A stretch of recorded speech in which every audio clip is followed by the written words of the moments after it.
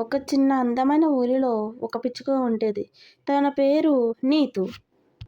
అలాగే తనతో ఒక స్నేహితుడు ఉండేవాడు. తన పేరు లోకి. ఒకరోజు లోకి నీతు ఇంటికి వెళ్ళింది. లోకి నీతు ఇంటి తలుపు కొట్టి ఇలా అంటుంది.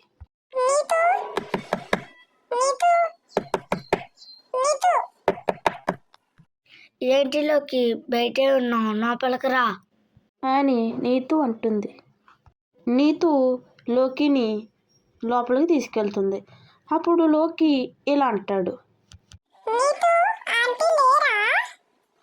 అని లోకి అంటుంది. లేరు, అమ్మమ్మ వాళ్ళ ఊరు వెళ్ళింది, సాయంత్రం వస్తుంది అంటుంది నీతు. లోకి ఇలా అంటాడు అని అడుగుతుంది లోకి. సరే వెళ్దాం నడు అంటుంది నీతు. అలా చెరువుకు వెళ్ళే దారిలో లోకి ఇలా అంటాడు. అప్పుడు నీతు ఇలా అంటుంది. అలా మాట్లాడుకుంటూ ఒక చెట్టు మీదకి వెళ్ళారు. అప్పుడు లోకి మనసులో ఇలా అనుకుంటుంది. నీ ఇల్లేంటి ఎంత బురదగా ఉన్నాయి అని మనసులో అనుకుంటుంది. అంతా చూసింది. అప్పుడు లోకికి ఒకటి కనిపించింది. ఏంటంటే అది మొసలి కనిపించింది. అప్పుడు నీతు తిరిగి చూసింది.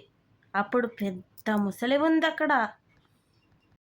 అప్పుడు నీతు వాళ్ళ అమ్మ వచ్చి నీతును లోకిని అక్కడ నుంచి తీసుకువెళ్ళిపోయింది.